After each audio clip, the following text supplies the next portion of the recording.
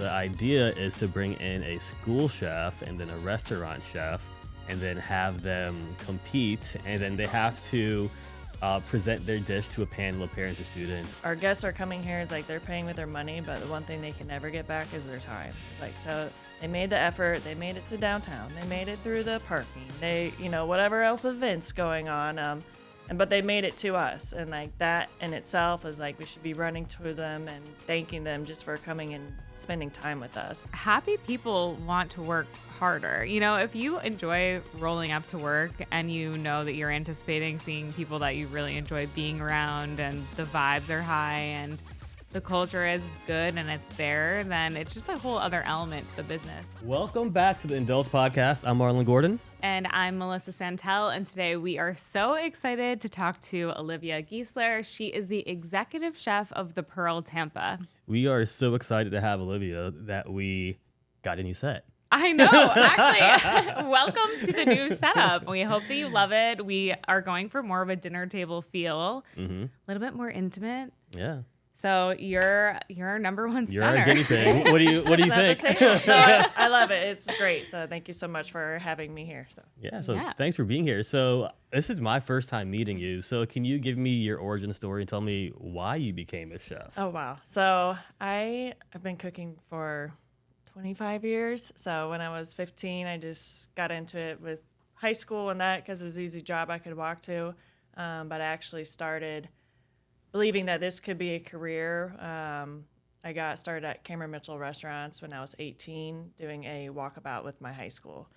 So my first walkabout, I went to Costa Rica, and the family that I lived with, me and my twin sister, they were from Spain, and they were chefs. So I kind of got a little bug for cooking and that stuff. And then my second walkabout, I did an Ocean Club up north with Cameron Mitchell Restaurants as this long baby chef, didn't know what anything was, whether it was a mango or Napa cabbage, and just kind of fell in love with the whole environment and had a really ton of great mentors. And I was like, oh, well, Mom, I'm going to drop out of med school and I'm going to go to culinary school. She's like, what? I'm like, yes, that's where I'm going.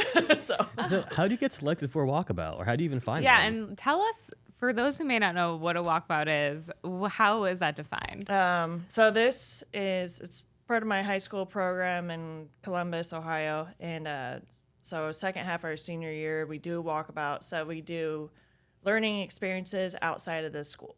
So my brother went to the Appalachian Trail for 6 months and hiked it. So you just get real life experiences and you journal and get school credit for it. So I was really fortunate to have that program and wanted to travel and do that stuff. So that's how we got involved in going to Costa Rica, and had friends go to South America and all across the world. So it's a really cool program. Wow, so. That's amazing. You just made me want to send my invisible children to your high school. I've never heard of a high school having a program like that. Yeah, it's pretty crazy, but without that and having that independence, there's, you got to have that freedom. So is that pretty common today in high schools, walkabouts? I don't think so. No. I don't know. Yeah, I was when you were initially mentioning it, I was thinking like an internship or a stage of some sort, and so that is an incredible program. I know in college that's typically offered, right? You study abroad or you have an opportunity to have an internship in exchange for credits, but high school, you lucked out. Yeah, Good. they kind of take it and treat you as college students, as adults in high school, which is it's really cool, and it definitely helped form who I am today, for sure. That's neat. What was Costa Rica like? It was great. It was, so mind you, I was my sister and I, my twin sister, we were 17 at the time. Identical twins? Yeah. Fraternal? So we're That's identical twins. It was just after 9/11 happened. So we originally wanted to go to Spain. So everything was kind of crazy. But we're 17.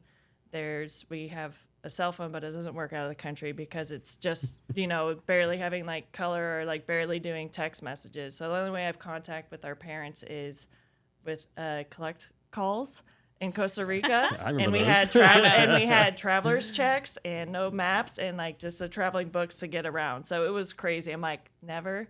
Like, I have a daughter now, and I'm like, oh my God, my parents are nuts. But we did it. We made it around. We navigated, like, figured out how to survive and work, and it was it was crazy. I'm like, how did my mom so brave? So. Yeah, isn't it insane that we were able to just exist without the level of technology that we have now? Like, I remember my grandmother brought my sister and my 2 cousins and I to Italy. Okay, and I was 16, and it was the same situation. It was like we were purchasing calling cards. We had a tour guide. Like, we didn't know where we were, and there was no way. To cash, like, don't know how to get anywhere. Like, literally was like, well, hopefully I'm not getting kidnapped. I'm going onto a taxi, and I'm trying to say, like, get me to the train station or the bus station. I'm like, hopefully we're going to the right spot. So. Exactly. You just had to trust the process. Yeah, so that's barely cool. spoke the language. I'm like, oh. I feel like experiences like that, though, taught our generation resilience. Yes. Because, I mean, like, I think about my kids now, and they're used to having everything, like, given to them or provided. So could they do what we did back in the day? I don't know. I wonder sometimes. I don't know if they could a cell phone. Without a cell phone. Yeah. Yeah. Yeah. Insane. Yeah. So did you grow up cooking with your family? Was that something? What's your origin? A little bit. So my family, we didn't cook too much, a little bit. So, like, my mom's a midwife, so she would work nights, and my dad worked during the day too, so they're pretty busy. So it would be like we'd make a crock pot, and that would be, cooking all day and then ready at night. But my family always would be baking pies, and we'd always have like huge potlucks for like Thanksgiving and Christmas.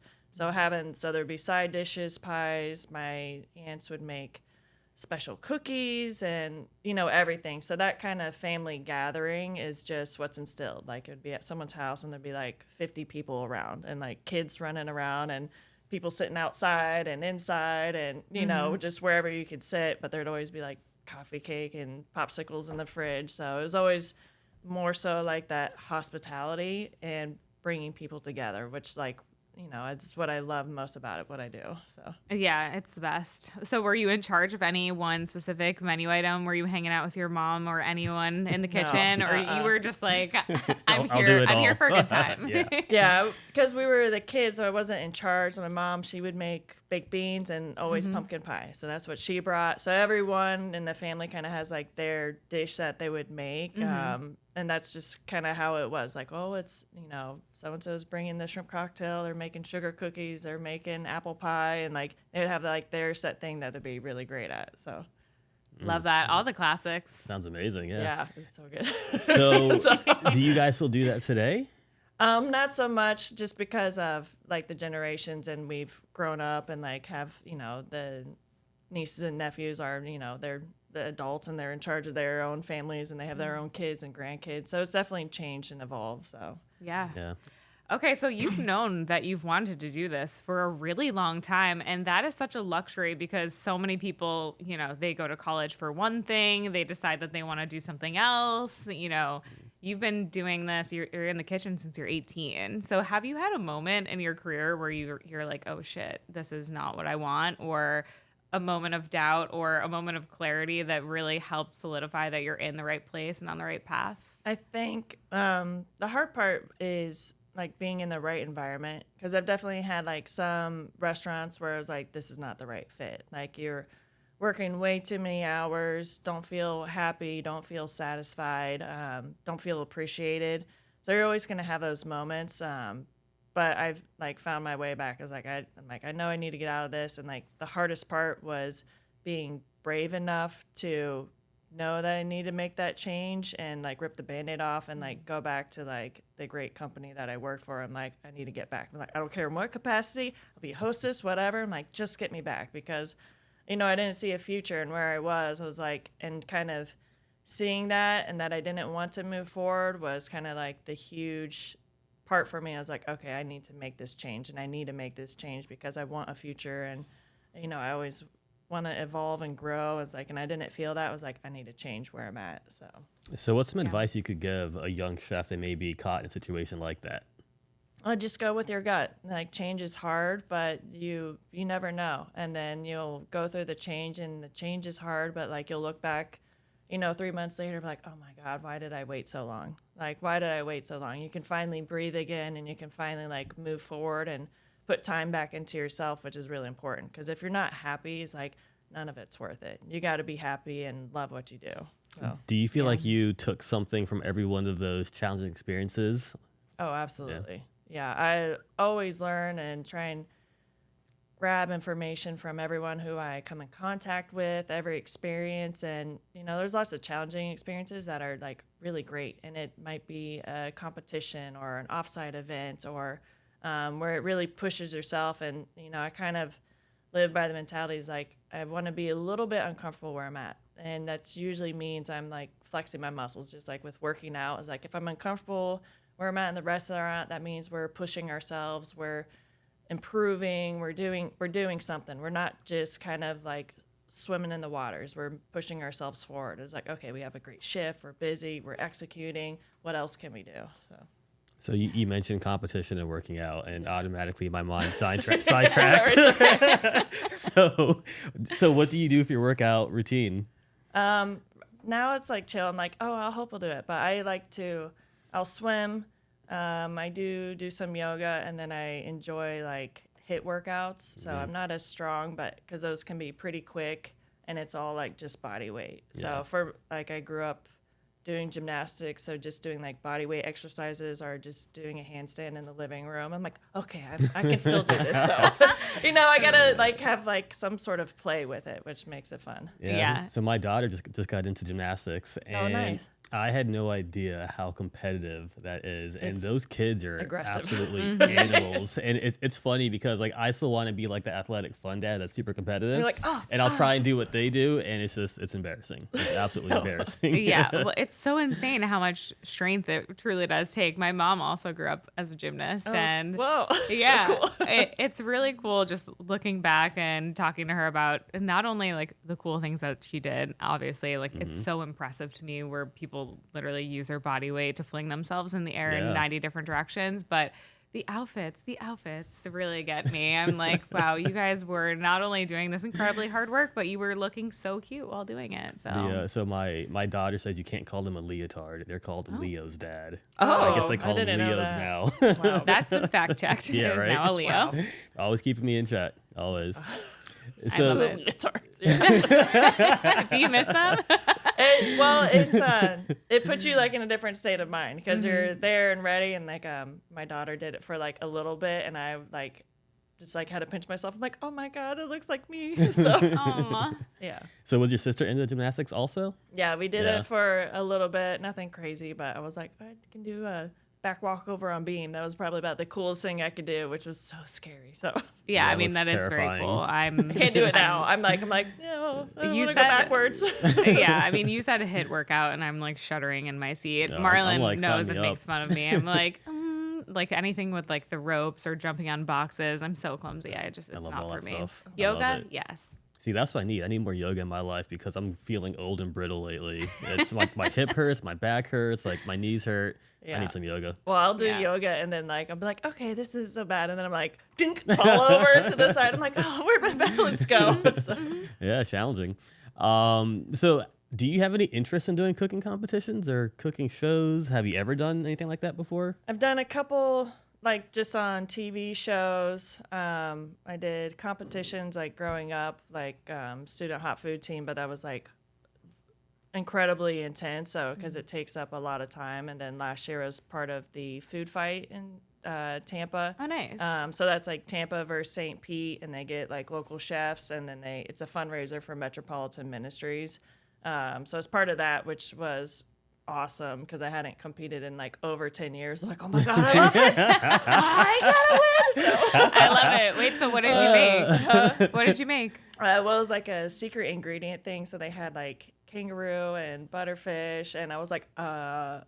Kangaroo? You're like, Kangaroo? I'm like, I have excuse no me? idea how to work with this. I'm like, let me just go with my gut. So it's a team, and it was kind of like a relay race. So first people are like fabricating it, and then we like start cooking and then plating it. So it was nuts, but it was really fun. What So. does that's kangaroo awesome. taste like? I'm so curious. Is it like gamey at all? No, it wasn't really gamey, but it was like super red and like super lean. So kind of like the texture wise kind of reminded me of ostrich, but ostrich is more like purpley, so it's really different. I was like, I didn't even know this was legal to eat, but Yeah, me neither. I was like, There actually used to be a restaurant in Tampa that served all of these wild game meats, and kangaroo wow. was on the menu. Yeah. wow. that's fancy. Way back when. I never attended, but Do you have like any interest in cooking or eating it again? Kangaroo? No, I mean it's cool. Like it's cool to like learn about, Yeah. but like I'm pretty simple at home. So I'm so curious about that. I'm Would you- not. would you eat no. it? I No? mean, I would eat it, but I would also be like, oh my God, I'm eating like a really cute animal right now that's, I don't want to eat it. They're cute, but they're pretty mean too. Yeah, they will punch you right in the face. oh man, Yeah, I've seen this videos dude's of gonna get that. back at me. No. Those Yeah, videos are hilarious. It's insane. They box themselves in people's window, like glass door windows, because Yeah. they see their reflection and they think it's another kangaroo. So yeah, they get pretty Yeah. gnarly. They are. Yes. So random question: is your daughter in school? Yes, she's in school. So my daughter's 13 years old. So Okay, so she's in middle school, 8th grade, 7th grade. 7th grade. Yeah, Does she go to public or private school? she goes to public school. Okay. Do you know where I'm going with this? I know exactly where No, you're going. I have no idea where you're going. What's happening? It's about to get real weird. No, I'm just kidding. I'm just kidding. So I know off camera, Melissa was mentioning to you that we do different types of TV shows, right? Well, the next show that we are going to be co-hosting together is all about school meals, and it's called This okay. Is School Meals. So the whole idea is we are trying to rebrand the school meal program, give it a better image, and we like competitions, right?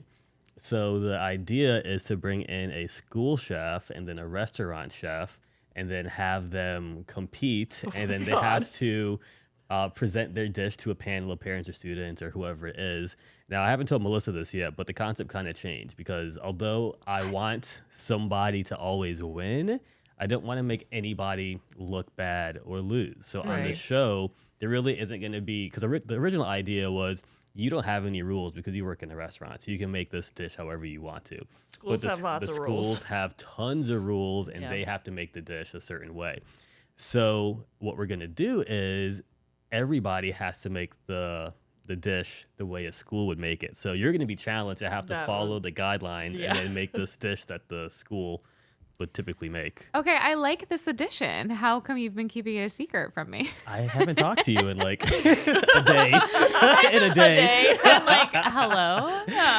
No, I think that that's good. And it Yeah. evens the playing field, too. And also just kind of helps everyone understand what school chefs really do need to work Yes. under, what the conditions are like. Yeah. You know, it'd be funny to also send a school chef into a restaurant environment You and should do the have flip. like a flip-flop series. That's a really good idea. Mm-hmm. We should definitely do that. Yeah, I mean, I think working, going back to Olivia's point before, like working in the atmosphere and the environment, it totally changes the game. Mm-hmm. You know what I mean? Like you could step into a kitchen that's like a Michelin star kitchen, and obviously it's much different than stepping into a kitchen that's like a mom and pop diner kitchen, Yeah. which Yeah.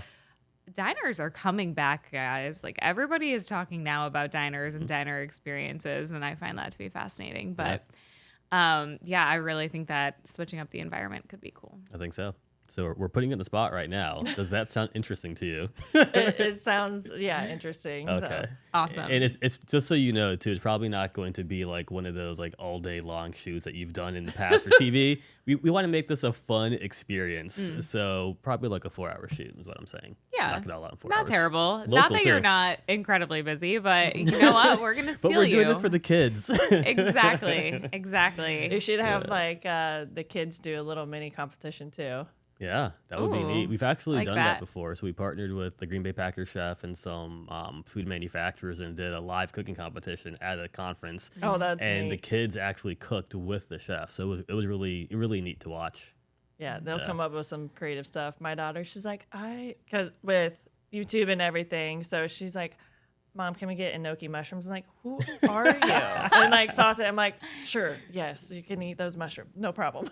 You're like, let me That's take you awesome. to Where did this come from? Oceanic. I'm like, Let's go. yes, yes. So That's awesome. So do you think your daughter is picking up on those items from YouTube or from you, or just because that's the generation today? Because my kids want sushi for lunch at school. I'm like, what do you guys like? Seriously, you want sushi?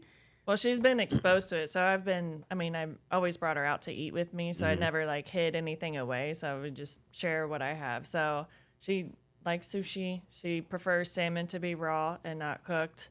So like all the exotic stuff or anything new. So it's, when I see like stuff like trending or what's going on or what's new or what's like poppy, like she'll be interested in them. Like, hey mom, I want to try this or that or whatever. So do you guys cook at home together often? A little bit. She's kind of independent, so she'll, either make her eggs or saute or make pasta, or so she's kind of learned and always been there with me. So even when she was sitting on a chair or like peeling potatoes or whatever, she's always trying to be there with me. And then she'll like pick apart the apple pie and just eat like the apples and like, okay, I don't really want it. I'm like, whatever. So, that's cute. See what You're like, I like your style. Yeah. Does she go to the Pearl with you often? Does she come visit you? A little bit. It's hard when I'm there because if I'm working, I need to be focused. And if like my daughter, my family's there, like all my attention's going to go to her. Of course. So I can't work anymore. I'm like useless. I'm like, no, my baby's here. I'm like, just like, she's like, mom, will you walk me to the bathroom? I'm like, yes, I'll walk you. I'm like, whatever you need. So other than the Pearl, does she have a favorite restaurant? I don't know what her favorite is. We always go to Zukusan, which is close, and that's like has sushi and is always like quick and nice and delicious. So, and it's close to our house, so it's easy. What about your favorite restaurant? My favorite, I don't know. Can you play favorites in Tampa or St. Pete? Well, like I always love Ocean Prime because I worked there before the Pearl. So that's always like another home away from home. I love those sea bass. They're deviled eggs, though.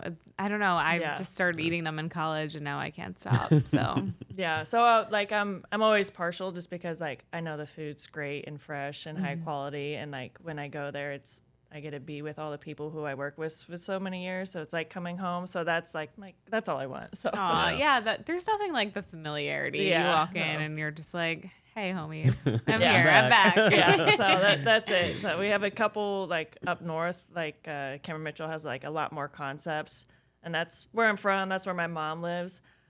No joke. She's at one of the restaurants like 3 times a week. She's like, oh, I'm at the Pearl. I said hey to so and so. I'm at Valentina's, and like they all know her as Mama Geese, and they all get her everything. So I'm like, yeah, mom, I know you're the celebrity. So that's awesome. That's incredible. Mom's living the life. Yeah. So everyone knows her, and she'll make friends with everybody. So well, it sounds like the Cameron Mitchell group is really good at building culture too. And do you have any tips for building a good restaurant culture? Anything that you've noticed at the Pearl since it's been open that has worked really well? Well, Cameron's he set the foundation. So with the company and that stuff, so we use his foundation as a guideline. It's a culture, and we have like a little raving fan book, our culture questions, all the stuff. He believes in it, and like that's what helped me grow as a person. And having that culture put into me, like it's my job to like give it back to as many people as possible to give them a future. So we just try and live through it and try and learn from it, take those lessons. It's really simple, fundamental stuff, but it goes a long way. It's simple stuff like have a great attitude, and everyone's a VIP, and, quality is built up front, permeates everything we do. So it just, it's just ingrained in me, and I like try and live through it like at work and at home. So yeah, that sounds amazing. It's huge. You got to have a good culture to keep a business running. Yes, absolutely. It makes a world of difference, especially happy people want to work harder. If you enjoy rolling up to work and that you're anticipating seeing people that you really enjoy being around, and the vibes are high and the culture is good and it's there, then it's just a whole other element to the business that I think sometimes restaurant guests forget about what that's like behind the scenes sometimes. Well, it feeds into the guests. Like if you don't have a good environment, like working environment, the guests are going to feel it. It's going to feel stress, and it's going to feel uncomfortable when you walk in the door. And like our restaurant's cool because it's an open kitchen too. So like even if I'm on expo or that stuff, I can see all the guests walk in. I can say hi. I can see regulars, and that's it's really great. Excuse me. Ocean Prime's not like that, so you kind of forget the day going on, and you're just like trucking along, taking care of everybody. But when you get to have like the guests involved with it, and like we've got hockey games right across the street, so when those are happening and the bar gets loud quickly, I'm like, okay, I'm like, it's ready to go. So But that's what makes it really fun. And like, it's, you're really going to see and like welcome, like it's hospitality. It's like, okay, we've got food and all this stuff, but it's hospitality. You're welcome everyone to your home, and you really like live through that. And it's, it's way more fun. So would you hire more based on someone that fits the culture or someone that has a talent? You got to have both. So you got to think about your team. Like when you're hiring for like a brand new restaurant, you're kind of building that team. So it's really difficult because you don't know what the team's going to be like yet. So you got to have like good personalities. They got to be receptive and coachable, but they got to have skill. Until they get in there, you really don't know. So you kind of have like a mix of it, and you want to hire people who you can get along with. So, I mean, at least definitely like we try like, okay, is this person gonna be fun with, or are they gonna make her miserable? It's like, you're gonna try and get people that make your life fun and enjoyable, and you guys work hard together. But if they're just gonna be like grumpy the whole time, like, we'll pass. So and all of that, like you said, translates into the guest experience. And you guys at the Pearl have some really fun, different food additions from like plating and just like the atmosphere. Yeah. How would you describe the personality of the Pearl and what you're trying to create there? This restaurant's so cool because the concept's been around for like 12 years. So the first one's like in Columbus Short North. So that's like this little old place, and the whole kind of vision of it was like a gastropub. But you imagine like a bunch of chefs getting around, and where would they want to eat for dinner? And like what's craveable.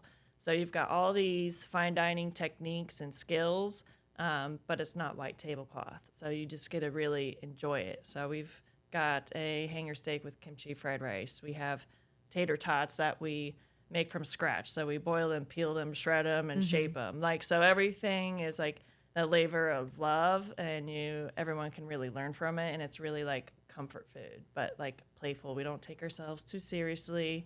We have deviled eggs that are on like this egg scale. So it's so cute. It's fun, but it's delicious, and it's for everyone. So yeah, what I love about it is I can go there and I know that I'm getting high quality food, but it is like playful and whimsical and super approachable. Like you could take anyone there and they would enjoy it or find something on the menu that they would gravitate to. Yeah. And last time I went, I had the oysters, and I was super impressed by how many you had to choose from, because in Tampa, ironically, it's hard to find good oysters that aren't Gulf oysters. No offense, but they're disgusting. And so tell us how you really feel. it's okay. they can be cooked, but to be eaten raw, they're so big, they're so slimy. Yeah, I don't know. But it's really cool, and I do love the playful presentation that you have, and even like they have branded toothpicks in certain things, and it's just like you can tell that you've put the extra attention to detail, and it really does come through on the plate. It matters, and like it's care. Like you like you don't want to be a guest and be like feel like you're burdened coming to the restaurant. Like we're like happy to see you, and like that's one thing that we try and let our associates know is like our guests are coming here is like they're paying with their money, but the one thing they can never get back is their time. It's like, so they made the effort, they made it to downtown, they made it through the parking, they whatever else events going on, but they made it to us, and like that in itself is like we should be running to them and thanking them just for coming and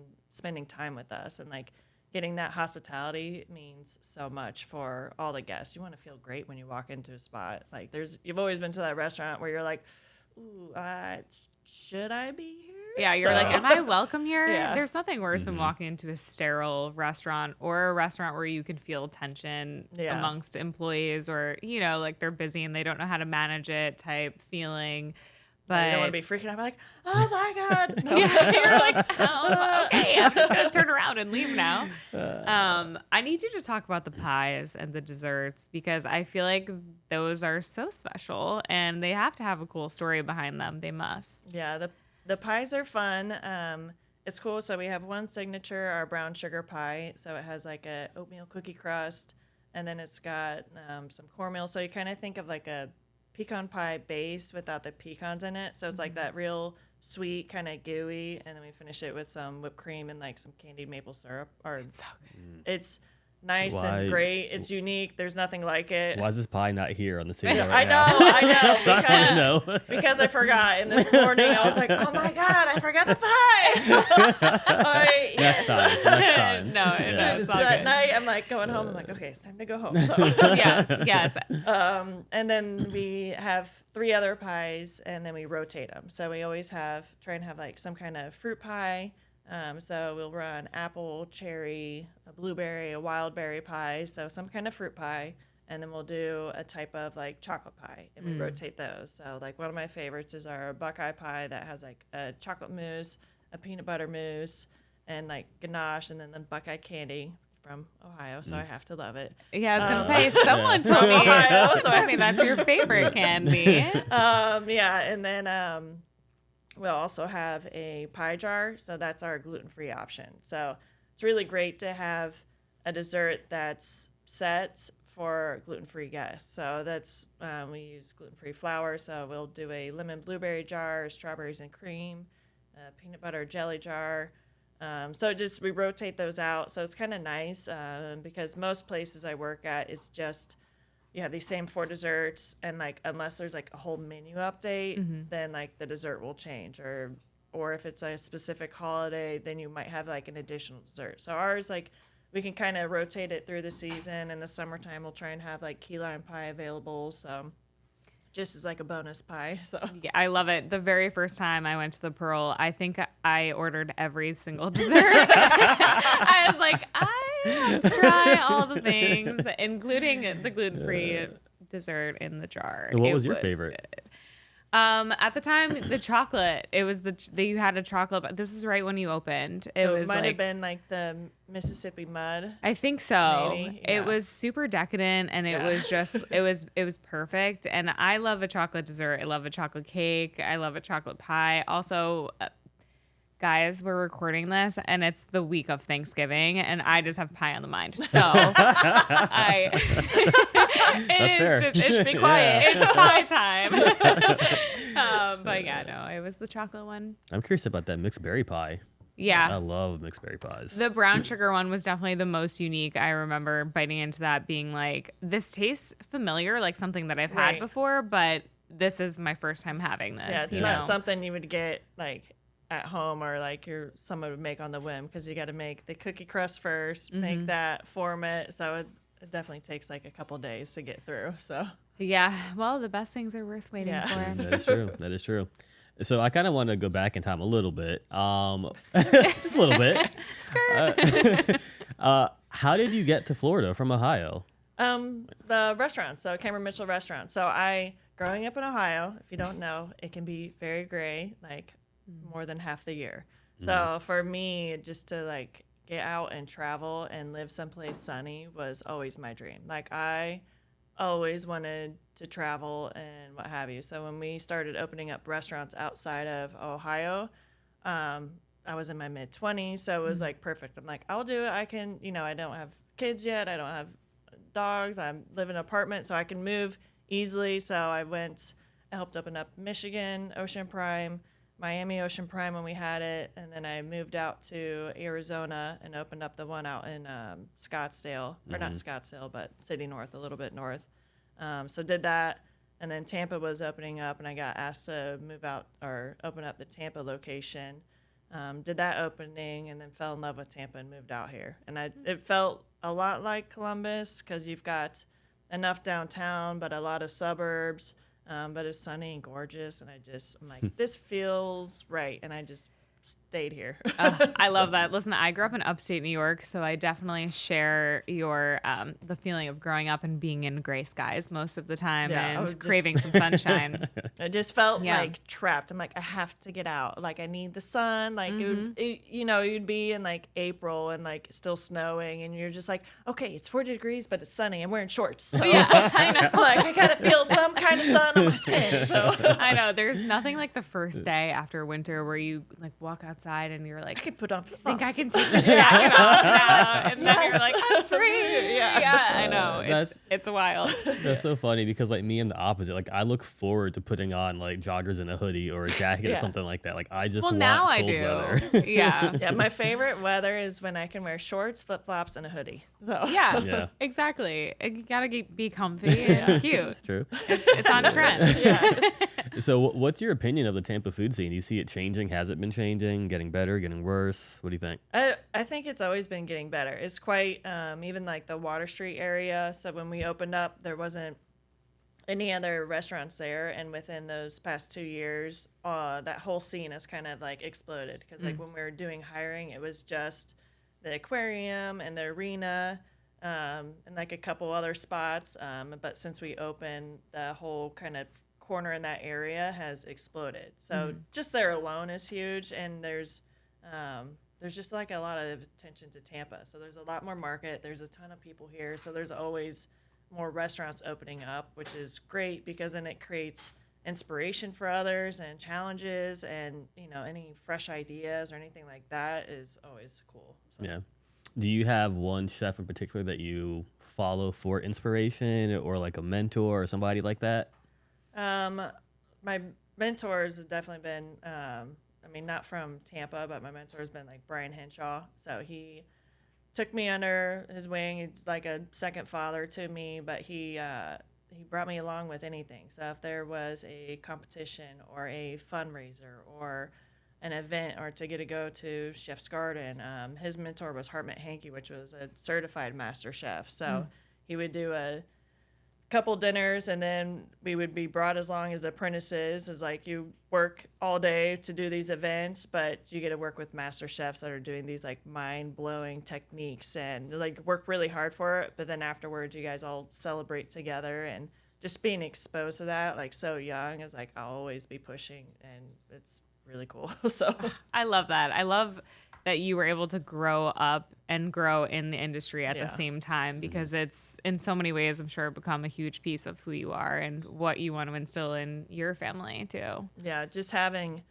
somebody and having like people believe into you and put time into you goes so far. Like you don't know what people needed, where people are coming from, and you'll have, you know, some people have worked in like really bad environments and not been like happy and just kind of going through the motions. So if you can give people like that hope and be like, oh yeah, you're in the right spot, you're doing great.